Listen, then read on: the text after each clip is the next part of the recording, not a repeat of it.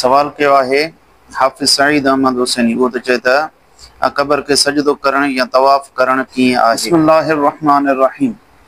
Cover के सजदो करण या कबर के तवाफ़ करण नाजायज़ ऐं हराम आहे ऐं इन खां अहादीस मुबारका में मना थियल आहे ऐं इन जी सराहत फ़क़ीहन बि कई आहे। जीअं फतावा हिंदिया जे अंदरि आहे त वला यजूज़ु सुजूदु इल्ला लिल्लाहि तआला, ॿिए कंहिंजे लाइ सजदो करणु जाइज़ न आहे, सिर्फ़ु अल्लाह रब्बुल इज़्ज़त खे सजदो करे सघिजे थो। इन इबारत मां मालूम थियो त सजदे जो हक़दार सिर्फ़ु अल्लाह रब्बुल इज़्ज़त आहे। कंहिं कबर खे या कंहिं बादशाह खे या कंहिं वली फ़क़ीर खे सजदो करणु या उन जे अॻियां जेका जॻह आहे उनखे चुमण या उनखे बि सजदो करणु, इन खां बि शरीयत मना फरमाई आहे, नाजाइज़ ऐं इहो हराम कमु आहे।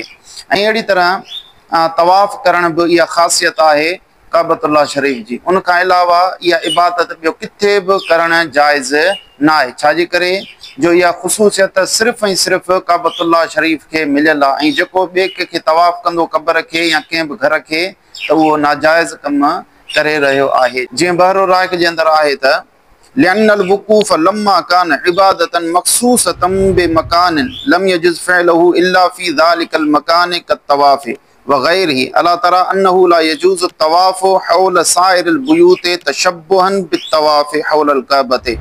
पाण फरमाए थो त वुक़ूफ़ अरफ़ात यानी तरसण, इहो ख़ासियत सिर्फ़ु अरफ़ात जी आहे।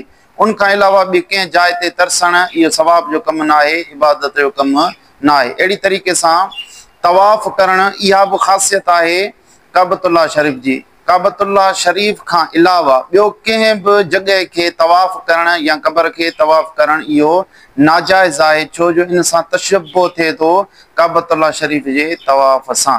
इन करे इन्हनि कमनि खां बचणु घुरिजे। अल्लाह रब्बुल इज़्ज़त अहिड़े कमनि खां बचाए। रही ॻाल्हि इहा त छा इन करे कबरुनि ते वञिजे या न, त कबरुनि ते वञणु जाइज़ आहे। कबरुनि खे ॾिसी करे इबरत हासिलु करणु ऐं पंहिंजी आख़िरत खे यादि करण जो शरीयत में हुकुम आहे। जीअं हुज़ूर नबी करीम सल्लल्लाहु अलैहि वसल्लम जी हदीस मुबारका वा मुस्लिम शरीफ़ रिवायत करे त नहीतुकुम अन ज़ियारतिल क़ुबूर फ़ज़ूरुहा।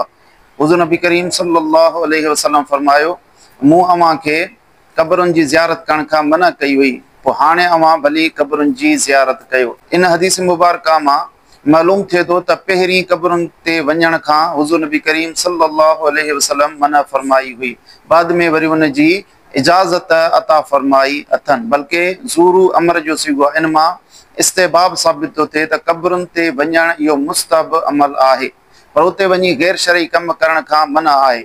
उन जो मुस्तहब ऐं सही तरीक़ो इहो आहे त मज़ारा ते औलिया ते वञणु ऐं उते परे बीह करे उन जे लाइ दुआ ऐं ख़त्मो उनखे बख़्शणु, इहो मुस्तहब तरीक़ो आहे। बाक़ी उते तवाफ़ करणु, उनखे सजदा करणु, उन जे अॻियां झुकणु, इहे कम नाजाइज़ ऐं हराम आहिनि। वल्लाहु आलम बिस्सवाब।